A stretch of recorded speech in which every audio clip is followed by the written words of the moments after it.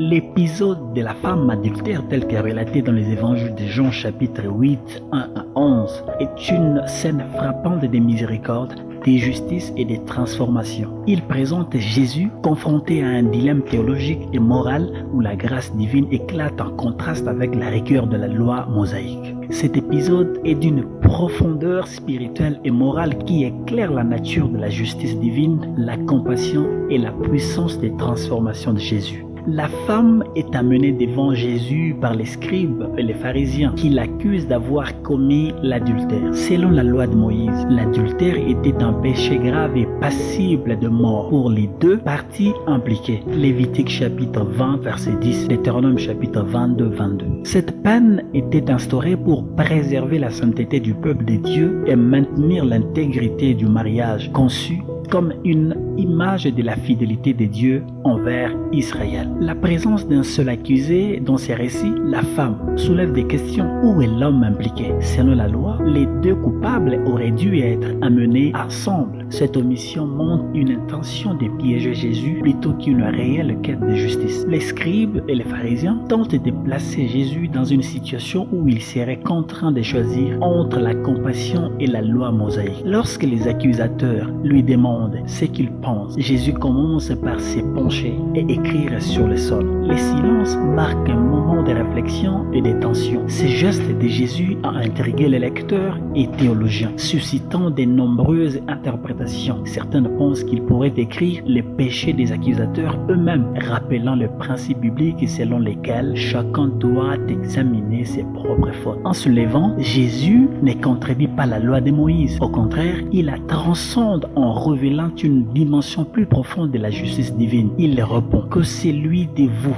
qui est sans péché jette le premier la pierre contre elle. Jean chapitre 8 verset 7. Cette phrase redéfinit les concepts de justice. La loi de Moïse établit la sainteté par la punition des fautes, mais Jésus révèle que seule une justice fondée sur la pureté intérieure est légitime pour juger les autres. La loi de Moïse avait pour but de guider Israël vers la sainteté et de maintenir la justice. Elle demandait aussi une pureté rigoureuse pour ceux qui la faisaient respecter. Dans ces cas, Jésus ne remet pas en question la gravité de l'adultère ou la loi elle-même, mais il confronte les accusateurs à leur propre culpabilité. Selon la Torah ou la loi, les témoins d'un péché grave devaient être irréprochables, car c'est eux qui lançaient les premières pierres. Deutéronome chapitre 17, 6 et 7. En demandant que seul celui qui est sans péché lance la première pierre, Jésus fait appel à la conscience personnelle des accusateurs et les invite à une introspection sincère. Il leur rappelle que la justice de Dieu exige une pureté des cœurs qu'aucun d'entre eux ne possède pleinement. L'épisode révèle que Jésus n'est pas venu pour abolir la loi, mais pour l'accomplir et lui donner son sens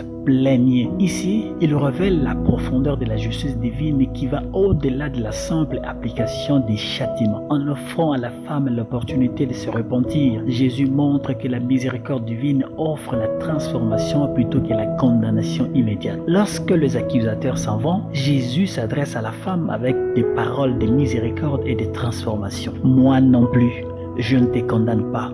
Va et ne pêche plus. Jean chapitre 8 verset 11. Il reconnaît sa faute, mais il lui donne la chance de changer de vie. Ce pardon souligne la mission de Jésus. Il est venu non pour condamner, mais pour sauver. Jean chapitre 3 verset 17. Dans cet épisode, Jésus montre que la justice de Dieu est inséparable de la rédemption et de la restauration. Contrairement à une justice purement rétributive qui cherche à punir les péchés, la justice divine vise à restaurer les pécheurs et à offrir une nouvelle vie. Jésus ne minimise pas les péchés, il les prend au sérieux, mais il met l'accent sur la possibilité de rédemption et de transformation. La femme est invitée à une vie nouvelle, libérée de son passé marqué par une rencontre avec la grâce divine. Cette histoire appelle les croyants à examiner leur propre cœur avant de juger les autres. Jésus met en garde contre l'hypocrisie et invite à une justice empreinte de compassion et de miséricorde. Le pardon offert à la femme adultère est aussi aussi une illustration de la puissance de la grâce de Dieu. Il nous rappelle que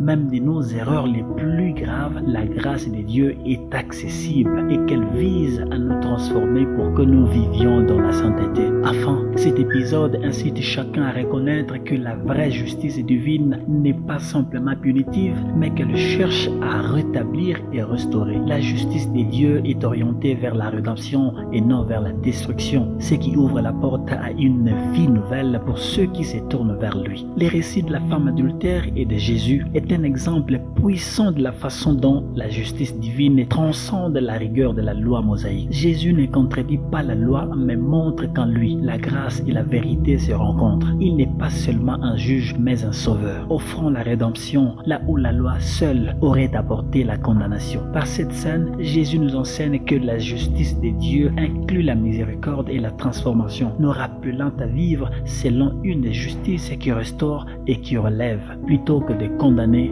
et détruire. Ainsi, ces récits invitent chacun de nous à entrer dans une relation avec Dieu, où la justice divine se manifeste dans une grâce qui pardonne et transforme, réalisant pleinement l'intention de la loi en nous guidant vers la sainteté et la communion avec Dieu. Peut-être que tu portes aujourd'hui les poids des jugements des autres, un fardeau de honte qui t'épuise et qui te décourage. Peut-être que tu te sens emprisonné dans ton erreur, comme si elle définissait désormais qui tu es aux yeux des autres, et même aux tiens. Mais aujourd'hui, j'aimerais t'inviter à voir au-delà de ces jugements humains et à lever les yeux vers celui qui te voit, pas seulement dans ton erreur, mais aussi dans ton potentiel de transformation. Rappelle-toi cette femme prise en flagrant délit d'adultère, exposée devant tous, condamnée par les regards et les paroles de ceux qui l'entouraient. Elle se tenait là, vulnérable, sans défense. Pourtant, Jésus, c'est lui qui avait le droit de juger, a choisi de lui offrir un chemin de délivrance. Il a vu au-delà de son acte, il a vu un cœur blessé, un cœur en besoin de grâce et de rédemption. Et toi, à ses yeux, tu n'es pas seulement tes erreurs, tu es quelqu'un de précieux, quelqu'un qui a encore un avenir. Les hommes peuvent condamner, mais Jésus, lui, repart, restaure et relève.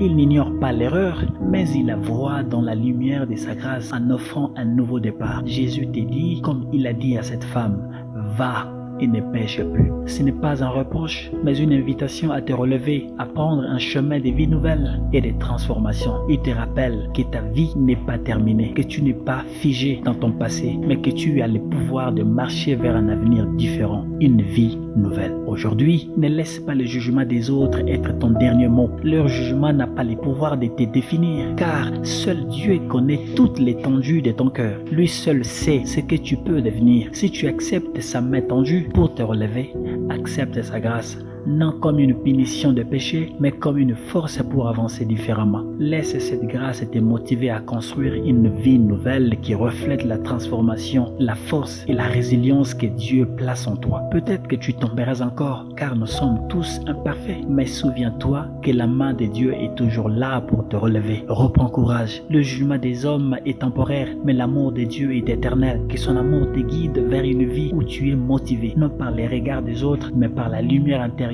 que lui seul peut raviver en toi. Alors, lève-toi aujourd'hui, avance, même si c'est un pas après l'autre, laisse chaque pas marquer une victoire sur la honte et une célébration de la grâce qui te pousse vers une vie nouvelle. Tu es un aimé, tu es précieux et ton histoire n'est pas finie.